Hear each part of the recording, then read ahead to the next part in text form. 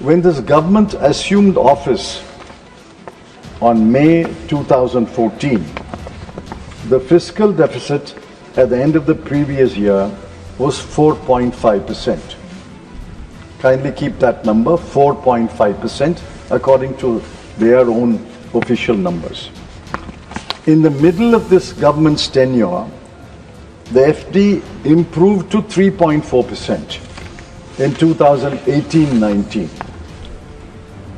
But at the end of 24-25, it will be 4.8%. You start with 4.5, improve it to 3.9, and then decline to 4.8. So effectively, the country's economy is back to where it started. The government, of course, will say COVID happened. I did not expect the Honorable FM to mention in her speech all the duty reductions. That she has reduced customs duty on motor vehicles, passenger cars, goods transport vehicles, motorcycles, even bicycles, and even toys. On motorcycles, the famous Harley Davidson, 100% to 70%. On bicycles, the reduction is from 35 to 20. On toys, the reduction is from 70 to 20. Is this a genuine change of heart? Is it a genuine change of policy? I don't believe so. I think this is the effect of Mr. Donald Trump. The Trump effect has forced the government to reduce this duty. Now, what is the record of this government? For the last 10 years, mark my words, sir, for the last 10 years, the gross tax revenue, GTR, to GDP is stuck between 11.15% and 11.64%. For 10 years, it is stuck in this narrow groove. For 10 years. So what is the confidence this government gives us that the GTR to GDP will rise and therefore we can have a fiscal policy? Without revenues, you cannot have a fiscal policy. Thank God, at long last, the government is giving up protectionism. We have screamed from the rooftops, protectionism is not the way to protect the economy. They are mixing up protectionism and patriotism. Shri P.Chidambaram ji, please.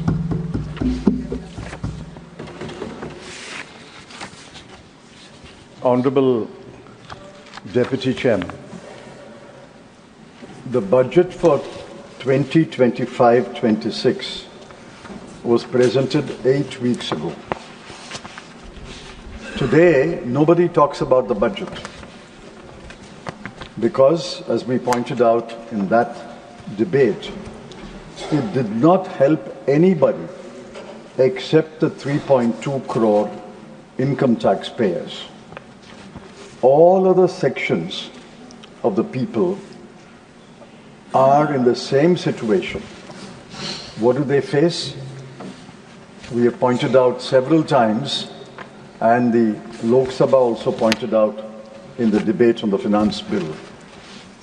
As a nation, we are facing rising unemployment, inflation in food, education and healthcare, stagnant wages according to government's figures, falling consumption, depreciating currency, rising household debt, the lowest household financial savings, and a government that has mercilessly cut budgeted expenditure in the current year, budgeted expenditure on health, education, social welfare, agriculture, rural development, urban development, midday meal scheme, Jal Jeevan Mission, scholarships for SC and ST and so on. These figures cannot be contradicted, and they were not contradicted because the figures are printed in the budget papers. We asked several questions, and I'm sorry to say, we got no answers. Actually, the budget has vanished without a trace. Wherever I go, wherever I speak, nobody remembers the budget, nobody discusses the budget. We are in the second stage now. This is the finance bill and the appropriation bill. I'd like to speak about only two things.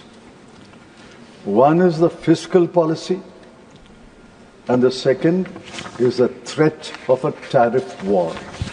My colleagues will speak about other matters. On fiscal policy, the Honorable Finance Minister said in her speech, and I quote, "Our endeavour will be to keep the fiscal deficit each year such that the central government debt remains on a declining path as a percentage of the GDP." The intent was good, the intent is good. And in fact, in an interview, I complimented the Honorable Finance Minister when they asked me, what do I have to say to compliment the government? I said their intent to maintain the fiscal deficit and a declining path for FD to GDP is commendable. Now, I'm afraid, looking at the performance, we have to reconsider that statement. When this government assumed office on May 2014, the fiscal deficit at the end of the previous year was 4.5%. Kindly keep that number, 4.5%, according to their own official numbers.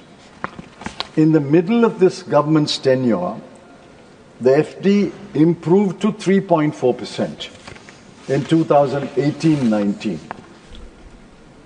But at the end of 24-25, it will be 4.8%. You start with 4.5, improve it to 3.9, and then decline to 4.8. So effectively, the country's economy is back to where it started. The government, of course, will say COVID happened. I agree. COVID did dent the economy of the country. But every government faces crisis. The previous governments, the governments previous to the BJP government, NDA government, faced an Asian financial crisis, the international financial crisis, and the taper tantrum. So there's no point blaming external crises.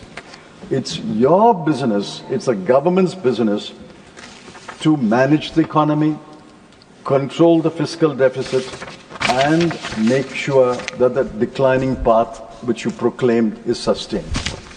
So on fiscal policy, I'm afraid I have to give the government a very low pass. Not fail, but it's a low pass. The other point which the Honorable Finance Minister made was, we are on a declining path as a percentage of GDP, but that's not borne out by the record. According to the fiscal policy strategy statement laid by the Honorable Finance Minister on the floor of Parliament, the debt to GDP ratio will be 57.1% in 2024-25.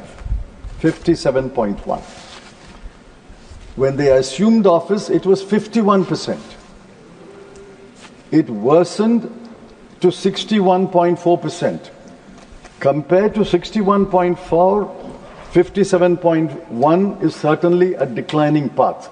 But compared to 51% debt to GDP, when they assumed office, we are worse. The claim of a declining path is wrong. It rose, declined.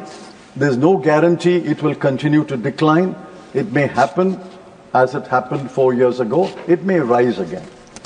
The fiscal policy is correct, but the claim that the debt to GDP is on a declining path is hopelessly wrong.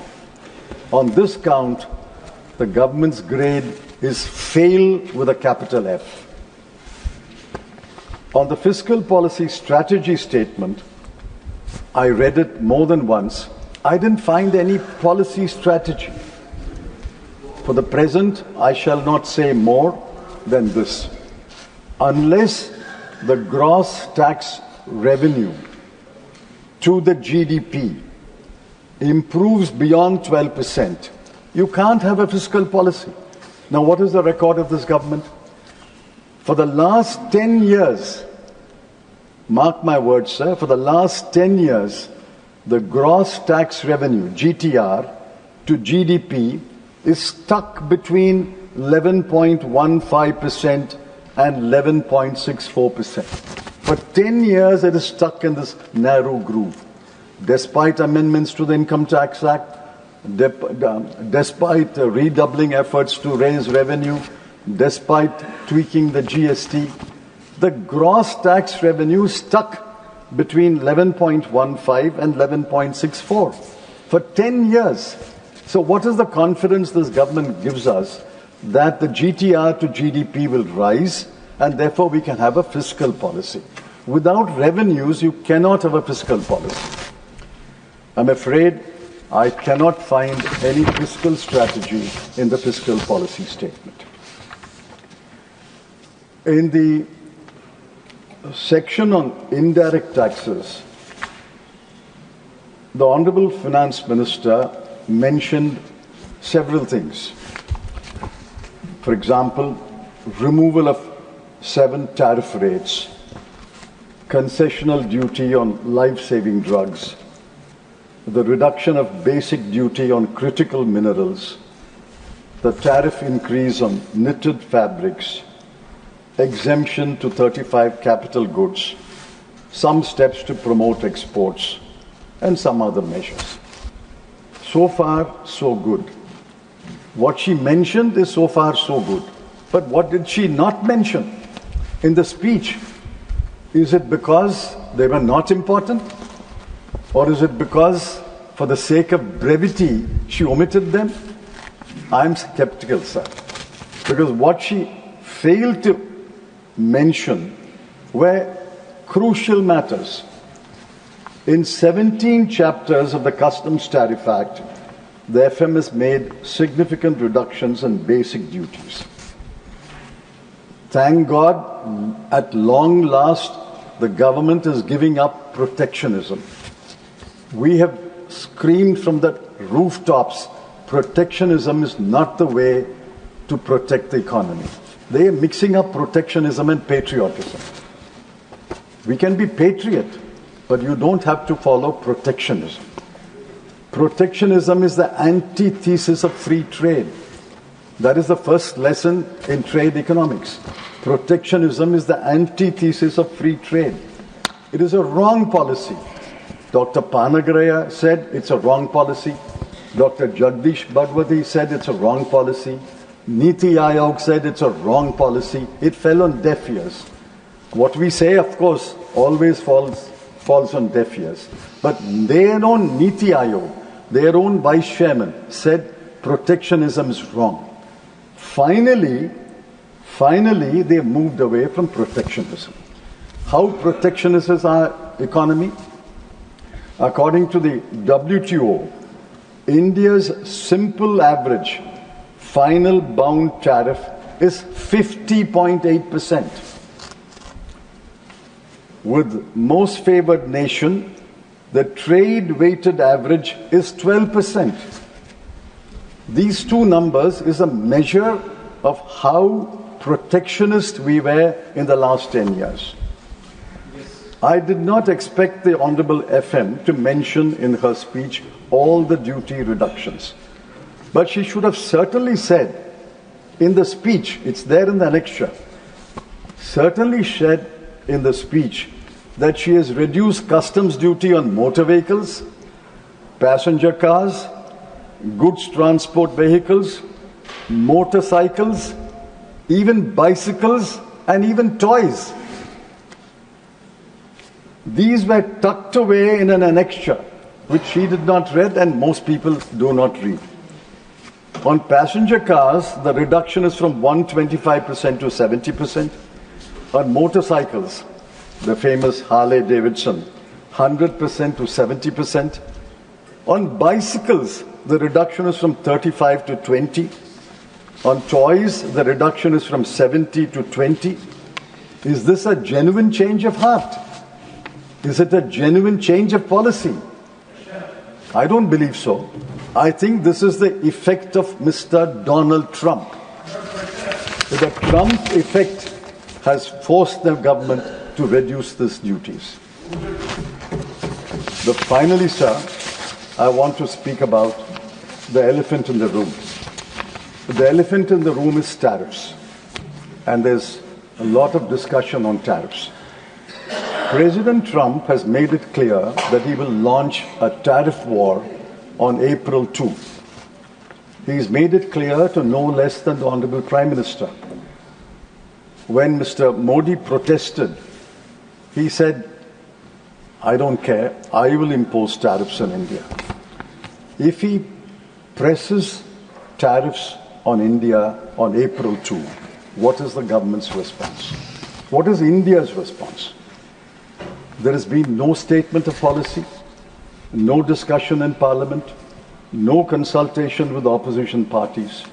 The government is holding its cards close to its chest, if it has any cards at all.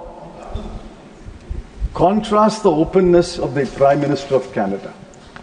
The Prime Minister of Canada, Mark Carney, his approach is a mark of democracy, transparency. Now, the Honorable Finance Minister announced some tariff reductions on February 1 in the budget. Obviously, Mr. Trump is not satisfied. The digital service tax of 6% was withdrawn on Tuesday. Newspaper reports say that more tariff concessions are under discussion. In his interview to the podcaster, the Prime Minister lavished fulsome praise on Mr. Modi. Now, first they tried concessions on February 1. Mr. Trump was not satisfied. They tried flattery. He doesn't seem to be satisfied. If concessions and flattery have failed, and if tariffs are going to be imposed on our exports on April 2, I want to know, what is the government's response? A tariff war will be in breach of the WTO, multilateral and bilateral trade agreements, and international conventions. It will wreck the world economy. It will ruin the economies of developing countries. A tariff war will lead to a trade war. The whole world will be hurt. Let me caution the government. If a tariff war and a trade war is unleashed, I'm finishing in 10 seconds. If a tariff war and a trade war is unleashed, it will lead to depressed exports, lower FDI, higher inflation, and currency depreciation. The RBI bulletin for March 25, don't want to read it, warns us of the effect of a trade war. The Ministry of Finance's own report released yesterday has the same warning.